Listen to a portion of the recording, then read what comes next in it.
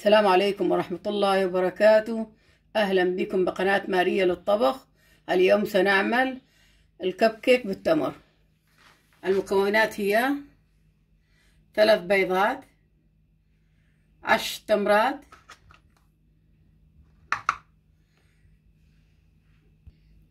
نصف كوب من الزيت، كوب من الطحين، طبعا كوب المقاس، ونصف كوب من الحليب. حليب طبعا ساخن. بعد ما نزعنا النواة من التمر سوف نضيفه. ننزع النواة من التمر وننقعه بنصف كوب مغلي من الحليب لمدة ربع ساعة. بعد مرور ربع ساعة من الوقت سوف نضيف المكونات. سوف نهرس التمر بالحليب حتى يصبح عندي سائل. بسم الله. بعد ما انتهينا سوف نضيف باقي المكونات. هذه بيضة، بسم الله،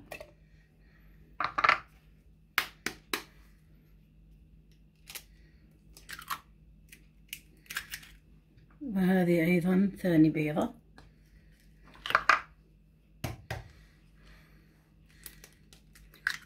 وهذه ثالث بيضة،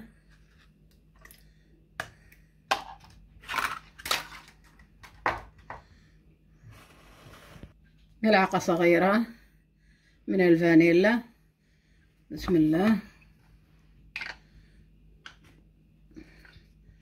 ثم نضع البيكنج باودر أيضا ملعقة صغيرة هكذا،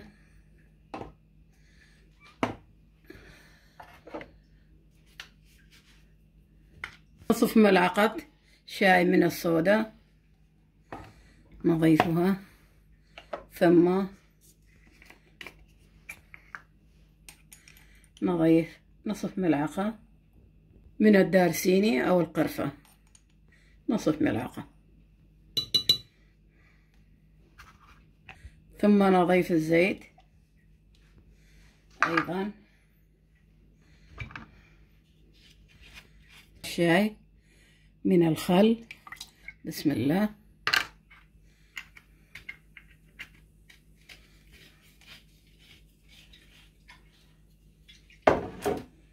والآن نخفق المكونات مع بعض.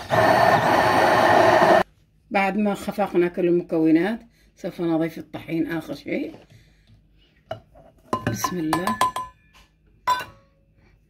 ونخفقه أيضا. بعد ما انتهينا من خلط المزيج سوف نضعه بالقوالب مع الكب كيك، ونضع تزيين وحسب الرغبة، يعني أي مكسرات عندكم أو حتى بدون مكسرات ماكو أي مشكلة. بسم الله.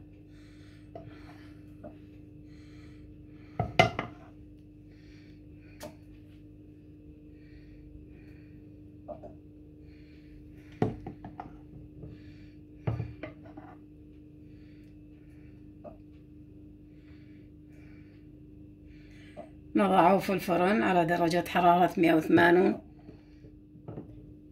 20 دقيقة، طبعا 20 دقيقة أو حسب الفرن. بسم الله. سوف نضع التزيين حسب الرغبة مثل ما قلنا.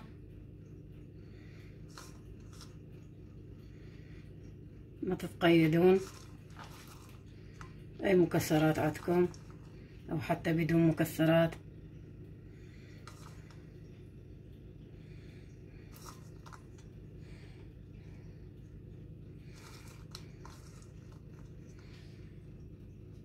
سوف نضعه في الفرن ونرجع إليكم إن شاء الله.